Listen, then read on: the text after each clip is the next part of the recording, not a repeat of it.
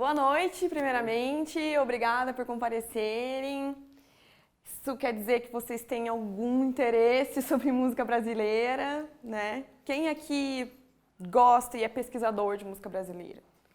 Gostar sim, pesquisador não sei se tá. Mas você tem costume de ouvir? Sim. Legal. Vocês já têm um costume de escutar a música brasileira? Conhecem alguns artistas? Muito, mas eu tenho interesse em conhecer mais. Ah, é legal, então.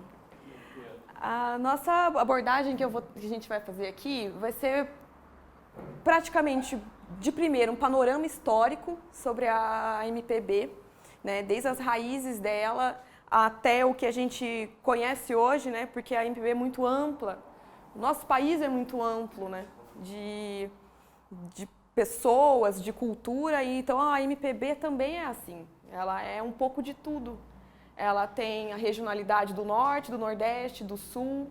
Ela agrega coisas de fora para poder digerir e transformar numa coisa única, né, singular. Então a gente vai fazer esse panorama histórico.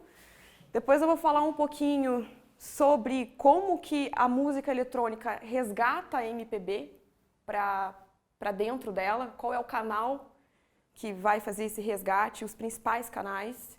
E vou focar um pouco em produção, tá? A produção musical, dentro do remix, do reedit e do bootleg, como que a gente faz esse tratamento, essa preservação da música, da história da música, para a gente trazer aqui para uma track, por exemplo, que vocês vinham a querer fazer, né? Também esse mesmo contexto que a gente vai falar, também serve para quando vocês forem montar um DJ set que envolva música eletrônica, o tratamento é o mesmo.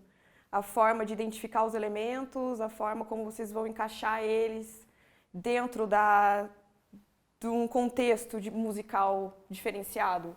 Tem um set, você vai encaixar a música eletrônica também com esse mesmo tratamento, com esse mesmo cuidado, né, que a gente vai fazer para poder também produzir um remix também de música brasileira. Então vamos começar. Eu sou a Agatha Prado, desculpa, não esqueci de me apresentar. Sou aluna aqui também na IMEC e estou em treinamento também na área de produção musical. E agradeço demais ao convite de vocês para ter essa oportunidade de estar falando de um assunto tão massa, tão legal. Para mim é muito importante. Sou produtora também, sou DJ, meu projeto é Ágraba e no começo da minha carreira até hoje, eu sempre trabalhei muito com a música brasileira e regional dentro das minhas produções, né? Então, admiro muito essa riqueza que a música brasileira traz. Sempre fui muito apaixonada por música brasileira e poder unir ela junto com a música eletrônica é, de fato, um presente muito, muito bom, assim. É muito bonito a gente conseguir fazer esse tratamento e essa preservação da nossa cultura. Primeiramente, né, a gente estava falando agora no comecinho sobre a originalidade, né, que tem a nossa MPB por causa da diversidade cultural do nosso país, né. A gente tem muitas heranças que fazem a MPB ser o que é. Desde a herança tupi dos nossos nativos, da herança europeia, da colonização, e a herança africana talvez seja a principal. Nossa herança afro-brasileira, que talvez eu considero como uma das principais para dar esse movimento e chegar ao que é a nossa MPB hoje, né? Então, a nossa primeira origem que teve lá no tempo da escravidão, que foi o batuque, né? Que veio lá da Nigéria, da Angola, veio para cá e se tornou uma celebração popular. Né, eles se reuniam na Bahia, no Pernambuco, na região mais do Nordeste lá para cima, Rio Grande do Norte, e faziam essa roda de celebração, né, que foi chamada de batuque. O batuque, ele, para alguns, era uma forma de se comunicar, né, para algumas um grupo de pessoas era uma forma de comunicação que também chamava de lundu, ou lundum, que daí que vem o nome do Olodum, tido lá em Pernambuco, né? Então, tudo vem desse estilo que é o que precedeu ao samba, né? O Ludum, ele é o pai do samba, que é uma dança de roda sensual, que foi proibida na época, que veio da África para a Bahia, especialmente de Angola, e da Bahia foi para o Rio de Janeiro, que evoluiu para o machixe. Então teve essa peregrinação, né? Saiu da África, foi para a Bahia, da Bahia ela agregou muitas pessoas ao mesmo tempo, fez uma popularidade lá e depois migrou para o Rio de Janeiro. E aí, para isso, se difundiu para outras regiões do Brasil. O samba teve essa origem dentro do Ludum e ele começou em o rancho que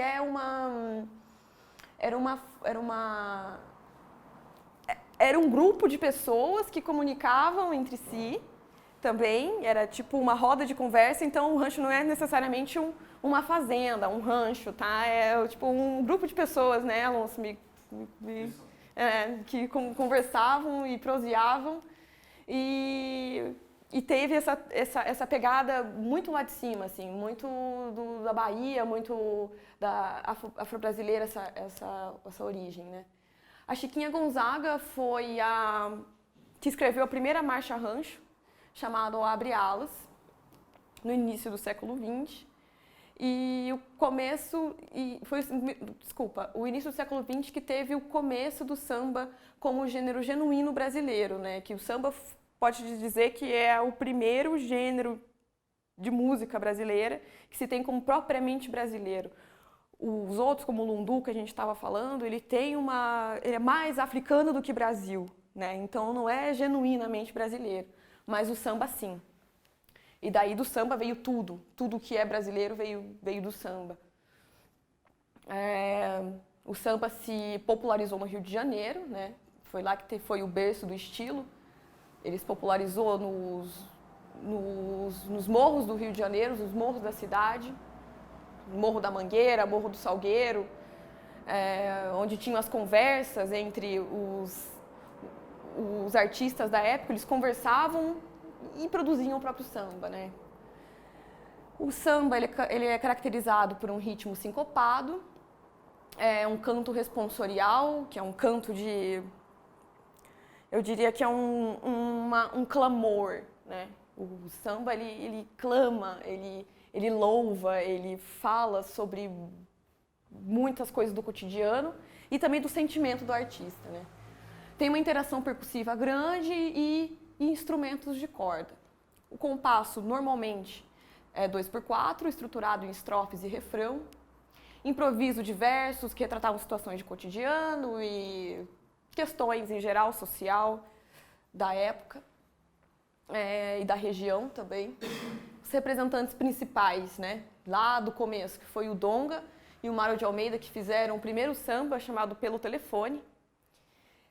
O Pixinguinha, o famoso Pixinguinha, João da Bahia, Heitor dos Prazeres, assim como muitos outros, que se eu fosse colocar aqui, a gente ia ficar todo o documentário todo o workshop falando só de samba. O samba e o carnaval começaram a se popularizar juntos, porque eles se conversavam. O carnaval se popularizou por causa do samba e o samba se popularizou por causa do carnaval. Então, eles tinham o objetivo de celebração popular. Do samba, a gente evolui daí para a mãe da MPB, que é a Bossa Nova. Se o samba nasceu no Morro, a Bossa Nova nasceu na Zona Sul. Então, ela tem uma origem mais elitizada do que o samba, mas ela sofre muita influência dele também, né? A gente diz que o samba, que a bossa nova é uma nova forma de cantar samba, é uma nova forma de se tocar o samba. Ele nasce no Rio de Janeiro, tem influência também não só do samba, mas também do jazz. Ela pega uma influência estrangeira do jazz, do blues, da música erudita. Ela tem uma sensibilidade mais atenuada, ela tem aquela voz mais doce, mais calma, aquela questão do banquinho, voz e violão, né? Que a bossa nova transmite. É algo mais como uma conversa, como um diálogo, não tão responsorial quanto é o samba, né? A gente traz agora, com a bossa nova, uma característica de maior complexidade nos acordes do que tinha o samba, os elementos do sopro, um violão mais elaborado também. E o desenvolvimento do estilo, os responsáveis desse desenvolvimento, em especial, foi a Nara Leão e Roberto Menescal.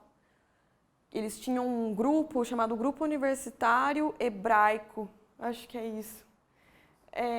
Lá no Rio de Janeiro, eles se reuniam como eles eram estudantes de música, se reuniam e começou a se falar sobre a bossa nova. Os dois começaram a dizer que aquilo era o que parecia ser a bossa nova. E daí veio o Tom Jobim, João Gilberto, Vinícius de Moraes e Dorival Caymmi, que complementaram e incorporaram essa questão, esse cenário da bossa nova. Foi um dos primeiros estilos que se popularizou, foi popularizado internacionalmente, né? Então, quando saía-se para fora do país, quando se falava em Brasil, se remetia à bossa nova já. O Stan Getz foi muito responsável por isso, quando ele gravou com o Tom Jobim e com o Astrud Gilberto. Ele era um saxofonista americano e foi daí que explodiu nos Estados Unidos, na Europa, a questão do, olha, o Brasil é bossa nova, né? Tornou um estereótipo brasileiro.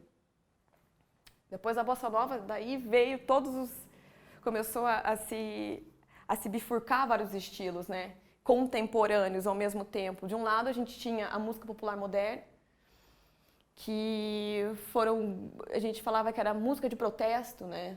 Que veio durante o começo da ditadura. Então, havia grupos estudantis, tinha um caráter antropofágico e nacionalista, né? Dentro das músicas se falavam muito em letras de caráter social, letras de resistência, havia muita poesia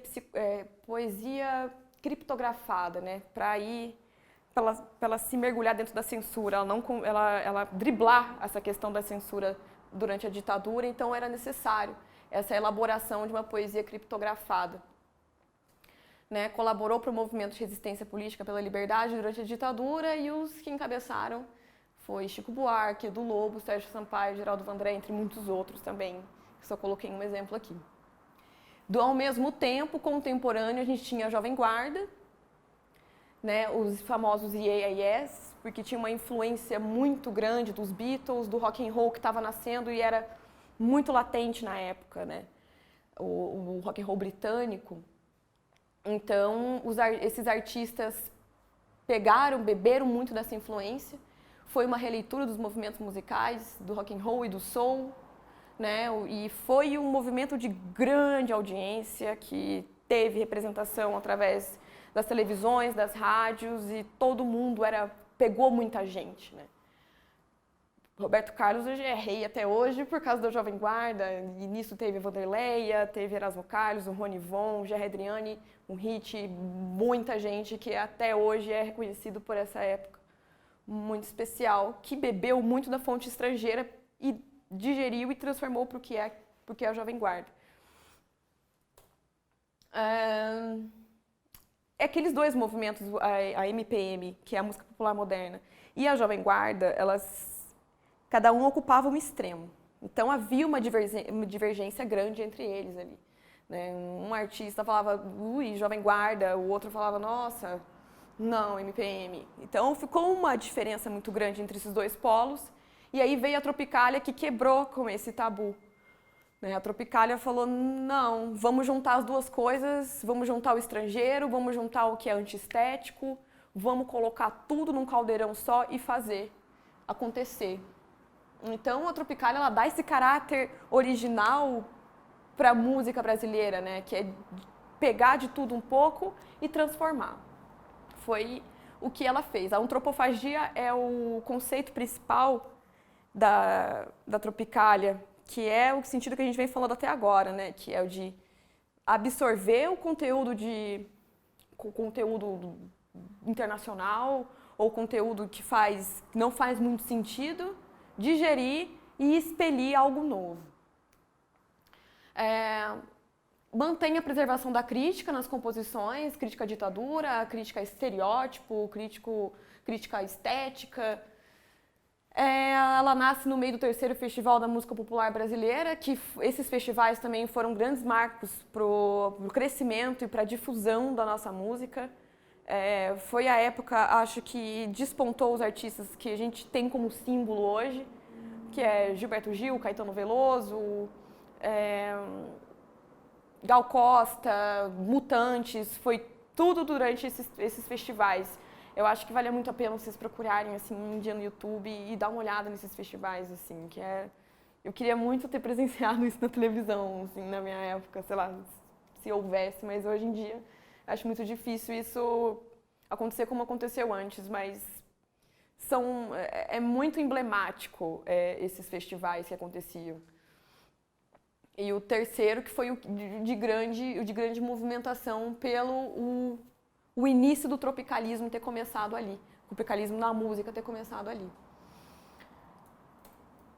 A partir disso, a gente já está na década de 70, meados, final quase em 80, né, que daí vai se espalhando e criando novos estilos em cima do que já tem.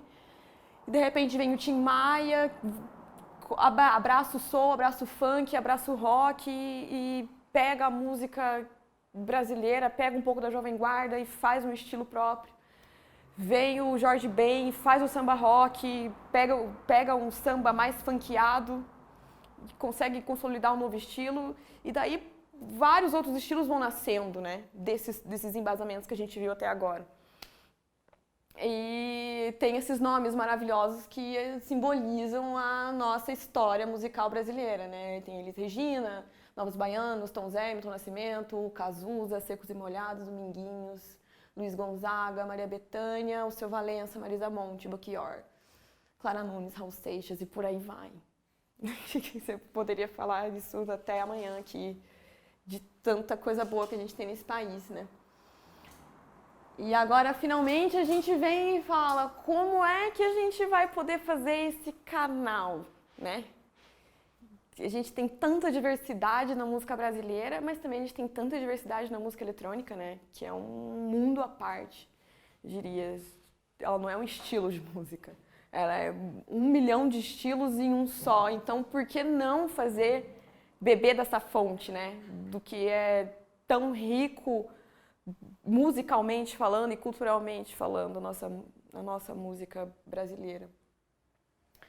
Então, rapidamente explicando a questão da música eletrônica, né? Ela é um novo caminho de construção musical, onde o instrumento é a própria tecnologia, né? Sintetizadores, os drum machines, os softwares Ableton, Logic, Fruit Loops são também formas de instrumentação musical. Desenvolvimento de instrumentação musical. A música eletrônica ela nos permite liberdade de criação, ela tem influência de estilos musicais orgânicos, por exemplo, o house é influenciado pelo jazz. Então a gente carrega ainda, ela não é simplesmente apareceu do nada, ela foi criada do nada, ela também bebe de estilos, né? Para você elaborar um estilo, você sempre vem do outro e que vem do outro. Não dá nada se cria, tudo se transforma, né? Permite uma facilidade de reproduzir e misturar gêneros, influências, elementos distintos e características variadas. Porém, ela tem uma estrutura comum, né? A música eletrônica. Ela tem... O que caracteriza ela? Uma introdução, um break, um build-up, um drop e o outro. Essa configuração estrutural é o que caracteriza a música ser eletrônica e também, óbvio, ela ser criada eletronicamente, né? Normalmente, trabalhamos, né, com ela em compasso 4x4 e a forma de criação através de síntese ou sampleagem, ou tantas outras também que a gente tem, mas principalmente a síntese e sampleagem. E aí, como é que a gente incorpora tudo isso? Quais que são os canais que a gente pode trazer a música brasileira para dentro da música eletrônica? No sentido de produção musical, eu acho que o remix, reedit, bootleg são os principais canais. É claro que a gente também tem as originais mix, que estão crescendo cada vez mais com a influência da música eletrônica brasileira, da música brasileira popular, como, por exemplo, eu acho que o Teto Preto está sendo um grupo que tem feito isso com originais mix e bebendo muito da fonte MPB, né? O No Porn também está sendo um grupo que vem também bebendo bastante da fonte. Não necessariamente ela reproduz uma MPB ali dentro do campo eletrônico, mas ela bebe muito dessa fonte também. Mas a gente vai falar um pouquinho mais de remix, reedits e bootlegs aqui, né? Vou diferenciar para vocês o que é cada um. O remix é a reestruturação e customização de camadas de uma música original sobre nova visão criativa, mantendo ou não a história original da canção. O reedit é uma versão modificada de uma música já produzida, criando a parte da repetição, reordenação ou remoção de trechos da música original. E o bootleg é o sampleamento de trechos de música originais para a criação de uma nova versão sobre outra visão criativa. A gente fala que o bootleg é o remix não oficial, tá? O reedit, ele vai preservar a música já de uma forma mais original, ela tem uma preservação ali de 50% da música original, e o remix pode ou não ter essa preservação. O remix você pode modificar ele conforme você vai fazer esse estudo, né? Você pode, conforme a sua intenção, você pode dar essa modificada. Sim, ele permite, mas o reedit já é mais assim, trabalhar na música e colocar alguns complementozinhos só que vão deixar ela mais a sua cara. Os remixes e edits se tornam principais formas de inclusão da música popular brasileira para o universo da e-music atual. Tem uma crescente evolução também dos originais mix, com influência da MPB, e os principais estilos da música eletrônica que adotaram a MPB, eu vou falar de alguns só aqui, porque tem vários, mas eu vou falar os que eu tenho mais a proximidade, né? O house, o downtempo, o Brazilian Bass. É claro que a gente está vendo também muito psytrance adotando isso, muito prog, techno até menos, mas já está crescente também o techno com a adoção dessa inspiração. Mas acho que o house e o downtempo são os que mais estão gritando aí com a MPB, estão fazendo bastante trabalhos com isso. Alguém aqui é do house ou do downtempo? Não tá. Então, eu vou explicar para vocês como que eu faço dentro das minhas traduções e dos meus trabalhos com música popular brasileira e música eletrônica, qual é o meu processo. Eu acho que cada artista tem um processo que eu acho que o que deve ser comum em todos esses processos é o cuidado no tratamento dessas tracks originais, né? Porque eu acho que você pode pecar por excesso também de querer tanto impor o seu estilo ali, tanto impor a sua intenção e apagar ou esquecer a história principal da música. E isso eu acho que, na minha opinião, isso é um pecado fazer.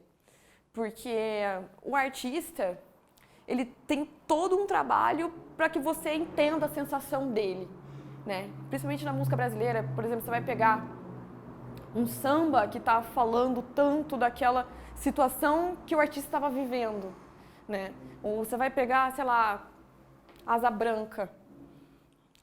O acordeão e a sanfona, eles estão clamando um lamento ali naquela situação, né? Um lamento nordestino.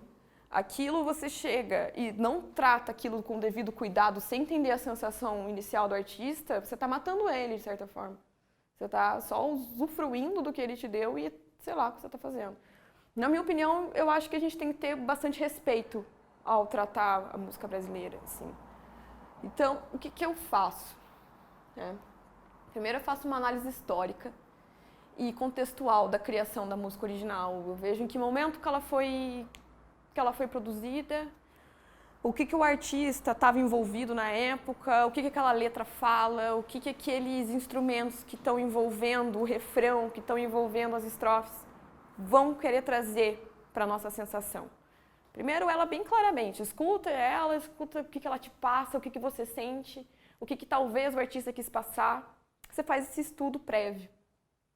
E esse estudo é uma parte muito importante. Para mim, talvez seja a parte mais importante antes de você começar a trabalhar com ela. Aí, eu acho que é interessante destacar os elementos-chave da track original que complemente o propósito da sua nova abordagem, né? Então, que eu olhei a track da Asa Branca. O que eu quero? Bom, eu adorei esse acordeon, adorei. Então, como é que eu vou utilizar ele? Eu adorei o acordeon, mas eu não quero tanto o meu vocal. Tá, então eu vou selecionar primeiro, vou estabelecer agora a minha intenção. O que eu quero fazer com aquilo, com aquela parte, com aquele elemento, com aquela chave. O que eu vou fazer e como que eu vou desenvolver isso? Qual vai ser o meu cuidado que eu tenho que tratar? Né? E daí, a partir disso, eu começo a traçar o meu esquema de reconstrução. Primeiro, eu defino a minha intenção, que estilo que eu quero, né? O que eu vou utilizar, o que eu não vou utilizar, se eu quero manter a percepção, se a música for introspectiva, eu quero manter a introspecção, ou eu quero fazer uma coisa mais aberta, mais feliz, dando um pouco uma sensação diferenciada. Valorizar as sensações que o artista da música original transmitiu. Valorizar não necessariamente é você chapar e manter ela, é você valorizar, é você reconhecer que existiu aquela sensação e como é que você vai trabalhar ela. Né? Então, não necessariamente você precisa ficar engessado naquela mesma proposta que ele quis passar, mas entenda a primeira proposta dele para depois você querer passar uma outra proposta.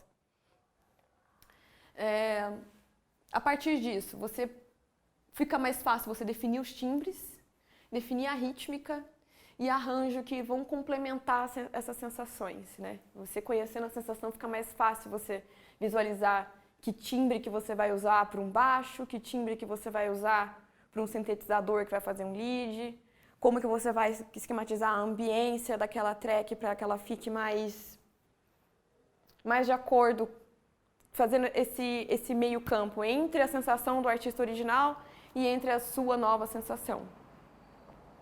E o encaixe de peça-chave e tratamento, que esse tratamento ele acontece de diferentes formas, pode ser através de efeito de coloração, tratamento de potencialização de alguns brilhos da track original, preciso potencializar aquele baixo que já é da track original, mas eu deixar ele mais visível. E isso daí vai depender de todos esses passos anteriores que você vai seguir antes de começar a trabalhar com a track definitivamente. A tradução e a escolha dos elementos-chave pode variar de acordo com o gênero da nova abordagem, né? Mas deve existir um cuidado com a manipulação dos elementos originais durante o processo. Tem uma diferença entre os estilos, claro, de como que eles vão preservar cada parte, né? Não é regra isso aqui, mas é o que normalmente acontece em cada estilo. Por exemplo, no Dá um Tempo. No Dá um Tempo, quando a gente pega uma track de música brasileira, a gente olha para ela e como ele é muito mais melódico, Dá um Tempo, ele não tem tanta valorização nas batidas dançantes, né? Ele varia ali entre, às vezes, 80 BPM até 115, 120 BPM. Então, é uma valorização muito melódica que se tem em música, nas tracks e nas composições, né? Então, há uma preservação de grande parte da melodia. Há um prolongamento melódico feito por parte do artista que vai dar a nova abordagem, então se faz um efeito de coloração bem grande, se destaca pontos da melodia original, né? E também elabora uma nova melodia para prolongar esse trabalho inicial. Já no house, que já é mais dançante, já é mais para pista, já é uns BPMs mais altos, né? Existe uma preservação, sim, mas não é o principal, preservar a melodia. Tá? Existe uma preservação parcial da melodia e principalmente do groove. O groove daí isso é bem retirado da música, é bem adotado, bem trabalhado também. Existe uma reelaboração harmônica, às vezes pega a harmonia da música, estrutura os acordes que foram utilizados e traduzem, sintetizam novos pads, novos leads que vão trabalhar com os acordes que foram trabalhados nas músicas, né? E o complemento rítmico, um clap, um snare que vai combinar com aquela percussão original, vai ficar bem interessante. É assim que, basicamente, o house trabalha com relação a essa tradução. Aqui eu trouxe algumas tracks para vocês, 2 de downtempo e 2 de house, que vão meio que explicar. Eu não vou passá-las inteiras, mas vou passar as partes principais delas para vocês ouvirem. Tá, peraí, deixa eu só entrar aqui. Essa aqui é a track do Pablo Arruda, ele é o Corazon. Ele é do Gato Pardo também. É um remix que ele fez, foi lançado pela Shango Records. Se eu não me engano, dos Tincoans, um trio percussionista da década de 70. E ele fez esse trabalho em downtempo em cima.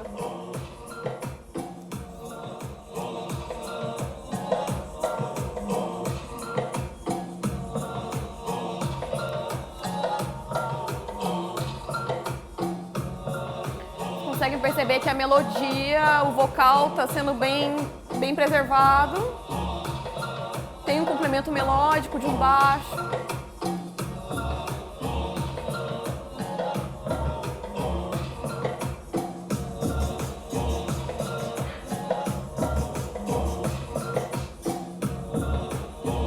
Vou pôr um pouquinho mais pra frente para vocês verem o vocal, tá?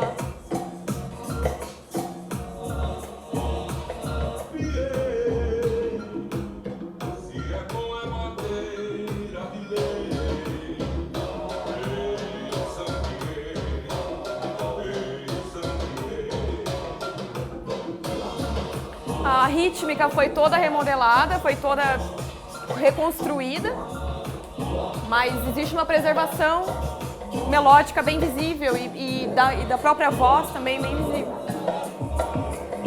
Vou pôr uma próxima aqui, que essa aqui é uma minha, junto com o Jazzit. A gente trabalhou uma track do Manduca. Se eu não me engano, esse álbum é de 72, esse álbum dele. Foi o primeiro álbum do Manduca. É bem doido essa música, assim, ela tem 13 minutos. E a gente pegou tipo, uma frase dela e um pedaço do baixo e da flauta que ela trabalha. Mas daí a gente reconstruiu toda a rítmica dela. A gente acrescentou algumas partes melódicas também. Mas trabalhou bem mais a questão do vocal pontual. Ela fala várias coisas, mas a gente quis passar a sensação do navio, de fato. Então vocês vão entender. A gente utilizou, acho que, 50 segundos. Uma música de 13 minutos.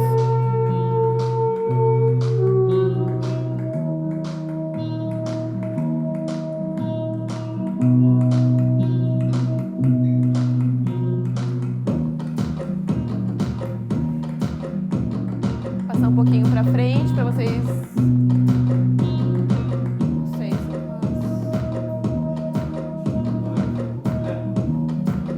Oi? O violão é? Sim, o violão é original.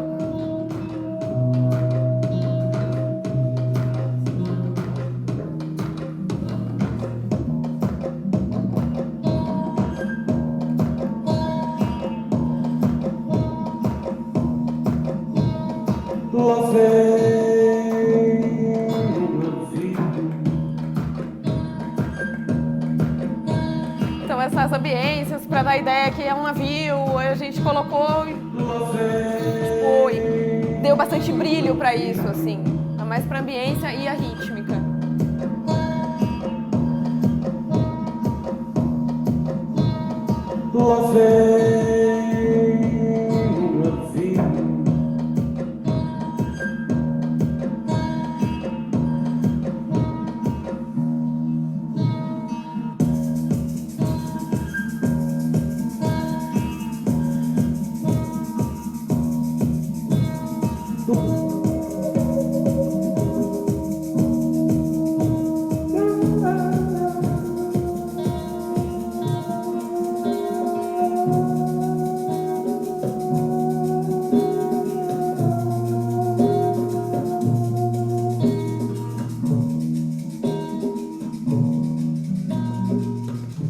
Próxima. Já mais falando de house.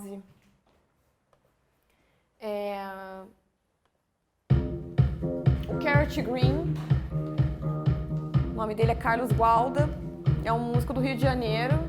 Ele e o Selvagem, com certeza, são os maiores nomes, eu acho, que no Brasil que fazem essa literatura, esse resgate dessa literatura, né?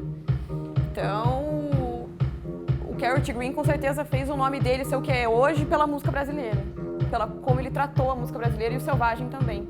Então essa música ela é maravilhosa, pra mim é a minha favorita. E ela é um remix do Geraldo Vandré chamado Lamento Nordestino. Então ele pegou um pouco do vocal, pegou a harmonia e trabalhou em cima. Totalmente diferente, mas é reconhecível. Quando a gente escuta essa música, a gente reconhece a original também.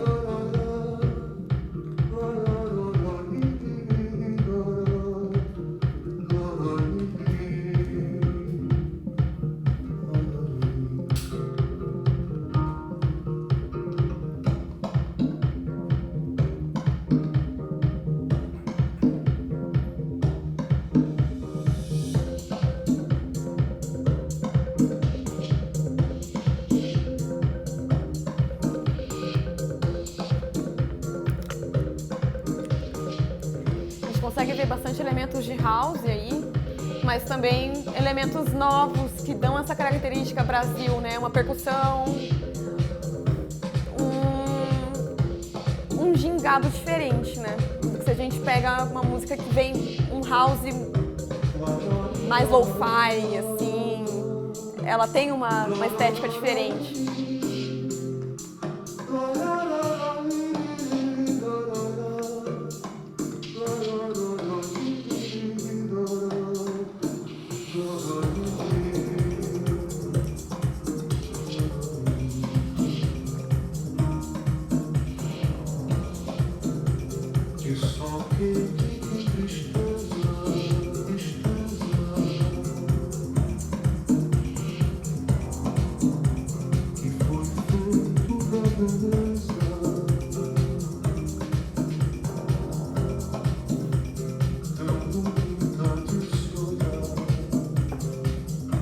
E é bem interessante quando a gente olha uma música dessa crua, a gente não imagina que pode dar esse resultado, né?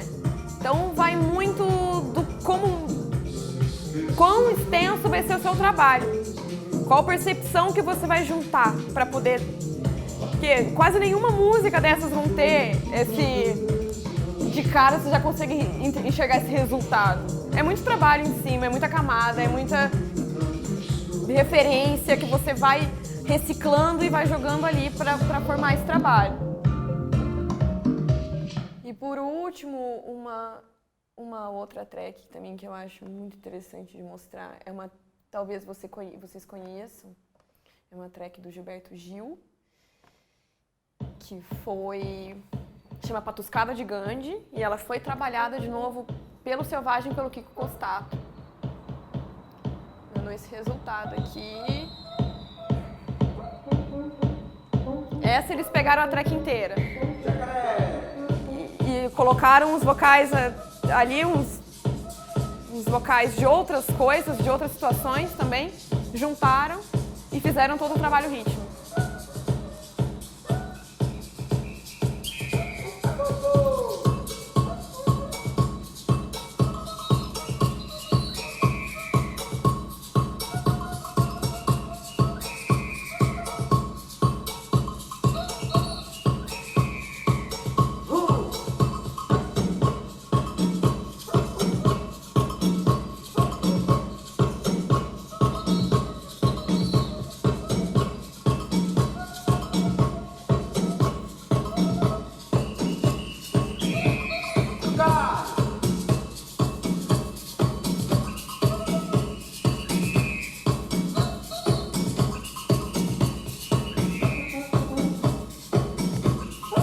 prolongaram bastante até iniciar a música de fato. Que a música ela começa bem rápida, Patuscada Gigante. Se eu não me engano, é do álbum Refazenda, Patuscada Gigante, Refazenda ou Realce. É da trilogia R do Gilberto Gil, Realce e Refazenda.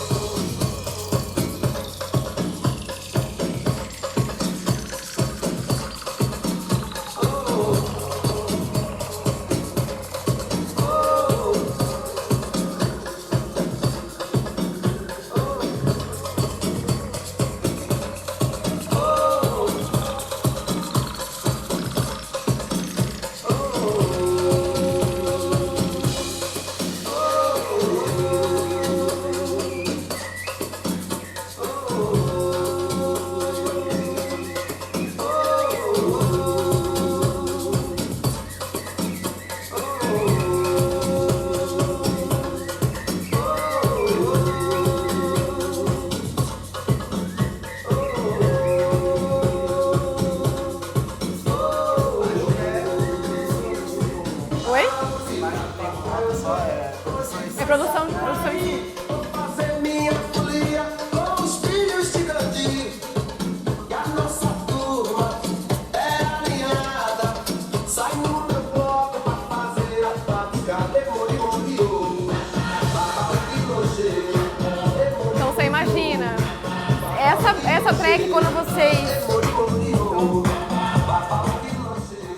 track quando você enxerga, quando você vê ela no álbum do Gilberto Gil, eu acho que ela já está um pouco mais próxima desse resultado aqui. Porque ela já tem uma levada própria. Às vezes a gente já identifica, quando olha pra track e fala, cara, ela já tem a levada.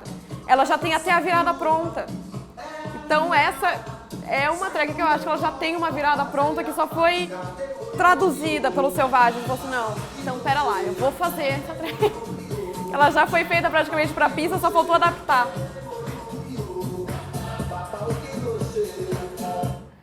Mas enfim, como eu estava falando, quando a gente olha para uma música e a gente primeiro estabelece a intenção, o que a gente quer fazer com ela, ela vai responder para você se isso é possível ou não, entendeu? Ela vai responder, porque tem coisa também que a gente quer... Ai, meu Deus, eu queria transformar esse bolero num techno. Você pode conseguir fazer, mas, né? O que você vai estar passando por cima ali para que isso aconteça, né?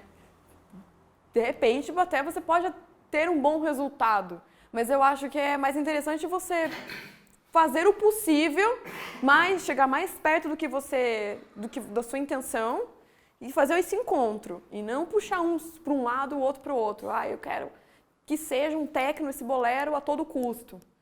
O todo custo, às vezes, não fica bom. Então, chegue no meio termo, entendeu? Veja o que é possível e o que não é possível. Aqui eu vou falar... Opa, desculpa, deixa eu só... Peraí, onde é que a gente estava lá na frente? Esse próximo slide eu vou falar para vocês conhecerem, para quem não conhece, né? Alguns artistas que fazem esse resgate da música eletrônica, não só brasileiros, mas como artistas estrangeiros também, que têm um amor pela nossa música brasileira. Mas os especiais para mim são Carrot Green, né? E a carreira dele, com certeza, deve-se muito à música brasileira, onde ele está hoje. O Selvagem também, eles começaram com pesquisa musical, são grandes colecionadores de vinil e tem estúdio, faz produções também em cima de reedits de música brasileira. Fat No Tronic, também conhecido também por um deles, acho que é o Rodrigo, é uma dupla, Felipe e Rodrigo. O Rodrigo, ele é do Bonde do Rolê, trabalha muito também com música brasileira. O Jay Crive, ele é americano, tem muitos álbuns de remix de música brasileira, inclusive o último chamado Férias 77, é um compilado de grandes sucessos do Boogie, que ele transformou para o house, o boogie brasileiro para o house. O Tahira é o mestre dos edits e dos remixes. Ele é incrível. O trabalho dele é muito bom. Ele tem um remix muito famoso, que é da Toda Menina Baiana Tem um Samba, que o próprio Gilberto Gil ficou de cara. Falou, meu Deus, que trabalho maravilhoso. Então ele já tem esse estreito relacionamento com os artistas da música brasileira já. O Ed C, o Ray Mendes também são dois artistas internacionais que já fizeram bastante trabalho de música brasileira. O Zopelar, o Psylo Samples, que é mais o Downtempo, também das antigas, já trabalhou com música da TT Espíndola, músicas brasileiras que já estavam meio esquecidas ali durante a linha do tempo. Ele foi lá, resgatou e transformou a música. O Zanon também, mais pro prog, né? Vejo ele trabalhando bastante com música brasileira nos trabalhos dele. Tataogan, também do Rio de Janeiro. O Alcalino, ele é estrangeiro também, muitas tracks dele, mais pro house pistão.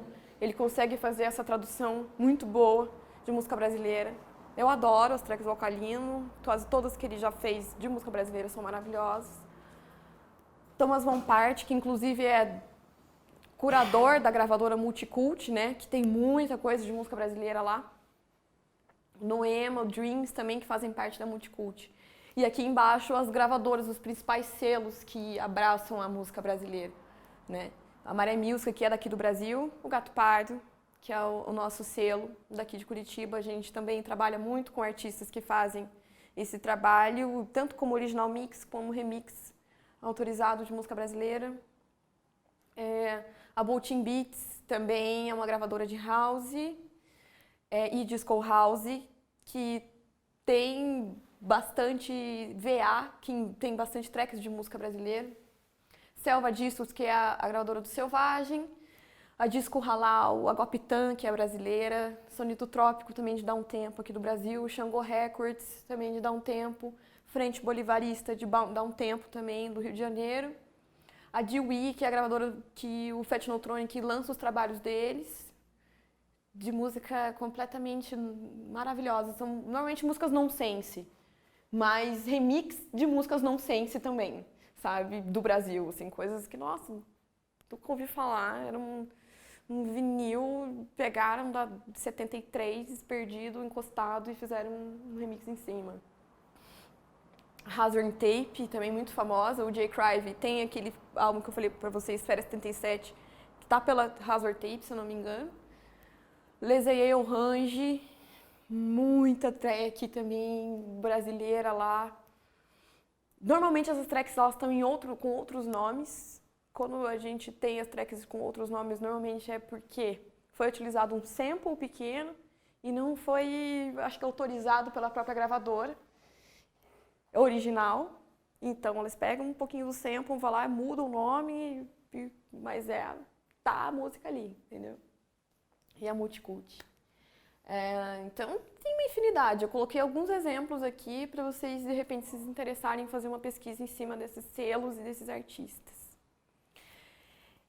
Tem um documentário que acho que vai dar tempo de eu passar para vocês, que foi um trabalho que o Carrot Green e o Selvagem, os dois fizeram, os três, né, porque o Selvagem são dois, eles fizeram. É um resgate de um trabalho de uma cantora chamada Maria Rita Stumpf. Ela gravou um vinil em 89 e esse vinil ficou esquecido, o trabalho dela não estourou na época e veio a estourar agora, com esse resgate que o Milos Kaiser faz. Milos Kaiser é um dos integrantes do Selvagem. Ele é um colecionador de vinil.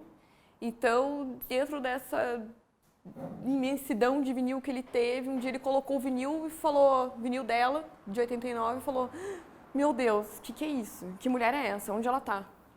Foi atrás dela, foi descobrir onde ela estava morando no Rio Grande do Sul, chegou nela e falou: olha aqui, a gente vai fazer um remix. A gente vai remasterizar o seu álbum A gente vai fazer um remix, pelo amor de Deus, essa track é maravilhosa. E de fato é uma track incrível. Eu vou colocar pra vocês e agora ela tá maravilhosa. Tocou no Deck Mantel, estourou, tá fazendo show pra lá e pra cá e foi redescoberta mesmo por eles, assim. E o vinil dela agora ganhou uma remasterização e ela gravou um outro compilado agora que é só de remix.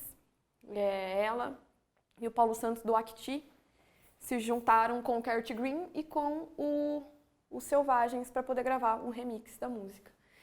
Então, eu vou passar para vocês esse documentário. Ver se a gente tem internet aqui, vou poder passar por aqui, senão acho que vai dar.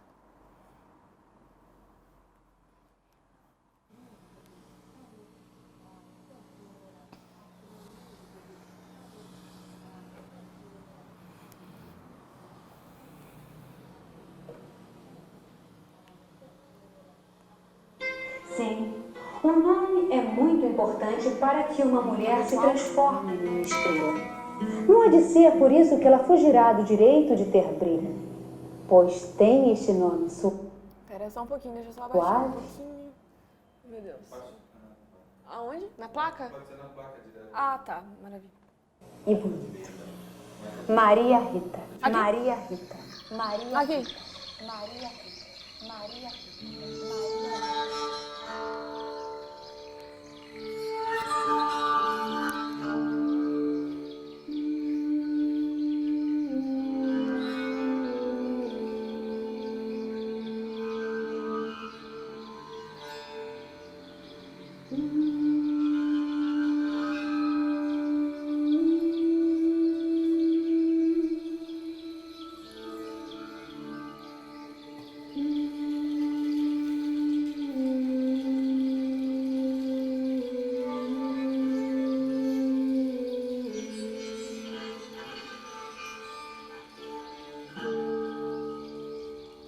Não precisa ter bloco nenhum.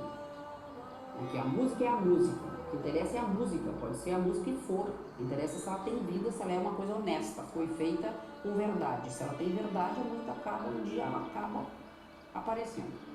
Ou aparece para quem tem que aparecer.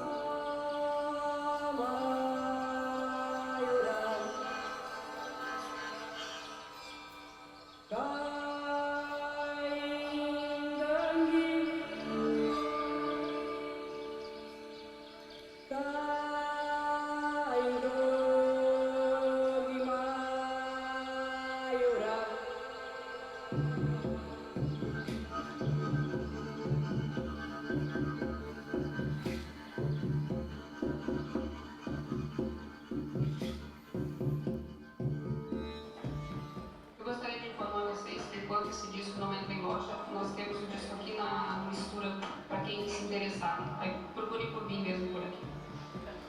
Sou a vendedora aqui.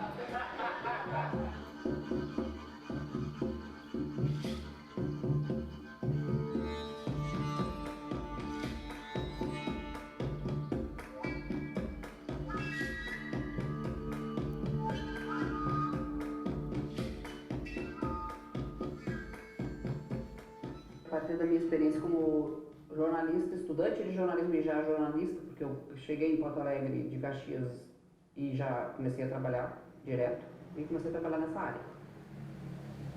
E nessa época os índios Caingangue, que é uma etnia que tem forte no Rio Grande do Sul, mas eu acredito que também tem em São Paulo, no interior de São Paulo, hoje em dia não sei em que situação, estavam passando uma situação muito complicada, muito difícil, tinham sido desalojados de algum lugar e estavam no meio da estrada, numa situação de muita chuva e muito frio, com muita criança, muita gente velha.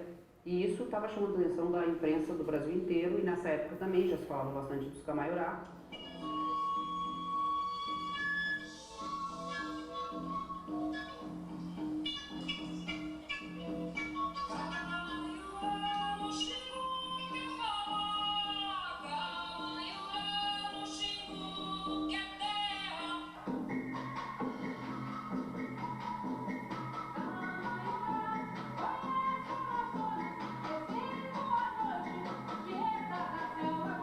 E eu compus essa música em cima de uma cama, com duas flautas de bambu, que eu percutia essas essas flautas na cama, que então dava um som mais grave, mais abafado, e nas pernas. Você não tocava a flauta? Não, eu usei a flauta para fazer a percussão da música e eu fiz ela de uma vez só. Normalmente eu sempre compus assim, eu nunca usei instrumento para compor, eu sempre compus na voz.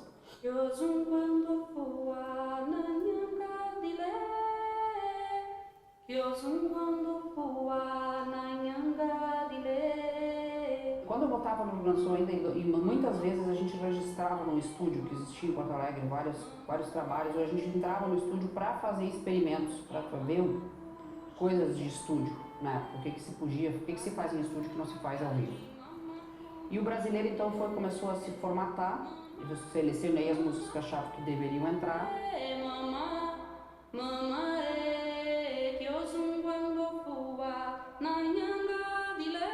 O disco foi sendo gravado durante o ano, conforme dava, conforme conseguia dinheiro, que é tudo independente, né? Então o Luiz Essa e o Ricardo gravaram no Rio de Janeiro e eu gravei com o Acti em Belo Horizonte, no Estúdio Bemol.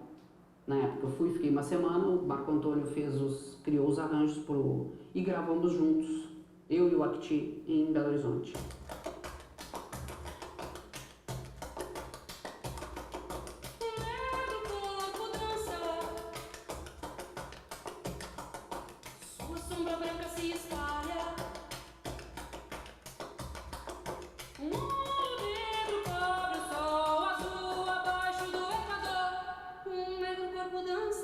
A gente gravou o Camaiurá, o Cântico Brasileiro número 1 e o Lamento Africano junto com o Rictus, que foram 4 então músicas que se gravou. Acho que eu fiquei uma semana, o Marco Antônio tinha escrito a partitura de percussão dessas músicas e a gente gravou 2 músicas, eu e Luiz Essa. Uma foi a Canção de Barco de Ouvido, que é uma canção cuja letra é um poema do Mário Quintana.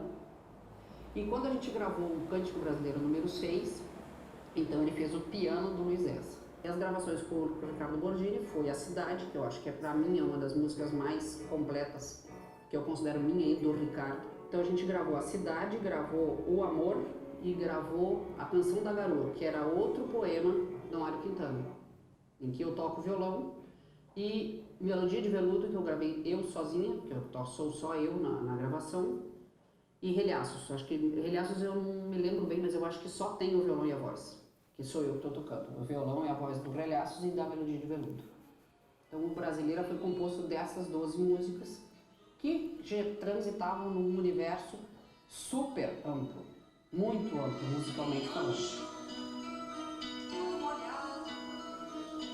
Tem muita matéria de jornal, muita coisa que saiu na época do Brasileiro. Saiu bastante coisa, dá pra dizer que saiu bastante coisa. E aí junto apareceu o Prêmio Chaves. Eu lembro que era eu, Marisa Monte e uma terceira, mas eu não me lembro quem era a terceira cantora na época que foi indicada para Revelação. Revelação feminina, não tinha uma classificação se era por cantora ou por compositora ou pelo quê. Nesse momento, seu maior desejo era ser cantora, compositora, viver disso? Eu não me preocupava com essa história de viver disso, porque é uma coisa que não funcionava muito uma coisa junto com a outra. E aqui no Brasil já estava bem claro que para viver disso ia ter que ficar fazendo coisas que eu não iria fazer. Não me preocupei se gostou, não gostou, não gostou, problema teu, entendeu? Eu não fiz nada para ninguém gostar de nada. Eu fiz o que eu tinha necessidade de fazer. Então assim, eu nunca tive muita essa preocupação, eu vou virar sucesso, hein? Até me dava nojo, sinceramente, porque como que...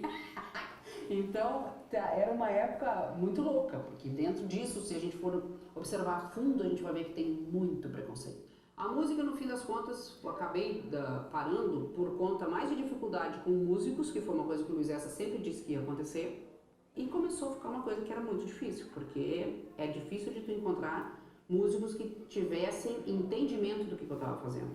Então, se era para reduzir o que eu estava fazendo, melhor não fazer.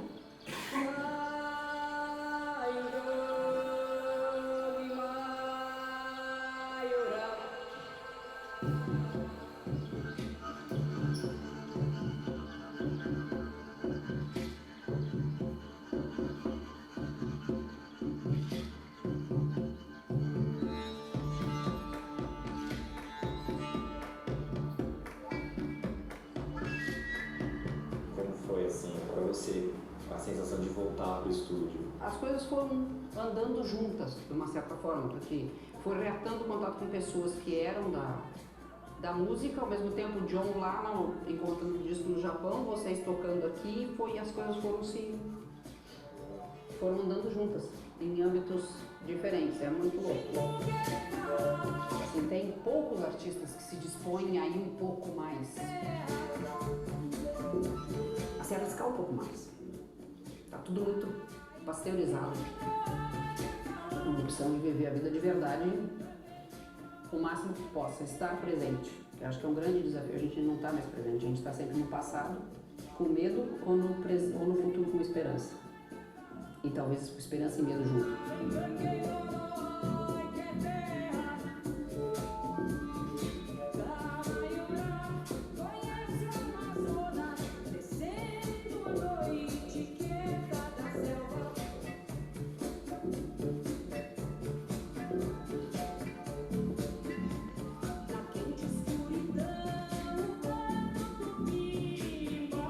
Pensem num remix feito com todo o cuidado do mundo. Tipo, cada detalhe foi reproduzido pelos próprios músicos originais e muito bem tratado pela nova reabordagem, assim.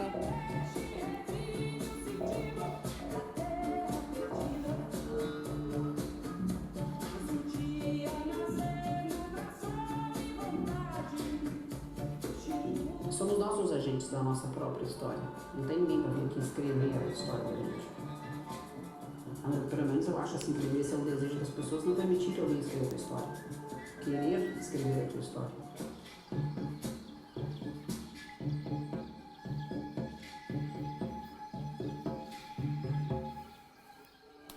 Depois, para vocês procurem a track original, a Maria Rita Stumpf, e o remix daí, é esse do Selvagem, que a gente escutou agora. Maravilhoso, gente. Foi um dos trabalhos que eu mais me emocionei quando eu ouvi, assim. Inclusive, eu conversei com a Maria Rita, a gente entrou em contato, porque eu divulguei o trabalho dela através da página do Gato Pardo, e ela repostou, fiquei super feliz, assim, a gente ter tido esse mínimo estreito contato. Mas é isso, alguma dúvida que vocês gostariam de acrescentar e falar e argumentar? Eu tenho dúvida. Você vê uma música e você fala, pô, quero trabalhar ela de novo, né? Mas como as gravações antes, elas eram tudo, a maioria, pelo menos, bem da época, era ao vivo, né? Sim. 2 microfones, 4 no máximo. Sim, era bem mais lo-fi, diria. Então é difícil você tirar elementos, né? Isso se dá através de filtros que você tira elemento ou... Depende do que eu quero tirar, né? Por exemplo, se eu pego, seleciono um vocal que tem muita percussão atrás, o que vai acontecer? A percussão, normalmente, ela vai estar na mesma faixa de onda frequencial do vocal. Por mais que eu tente, eu não vou conseguir. Então, o que eu faço? Bom, mas aquela percussão eu posso atenuar, mas cancelar não vou conseguir. Então eu vou lá e tento colocar novos elementos que vão ali.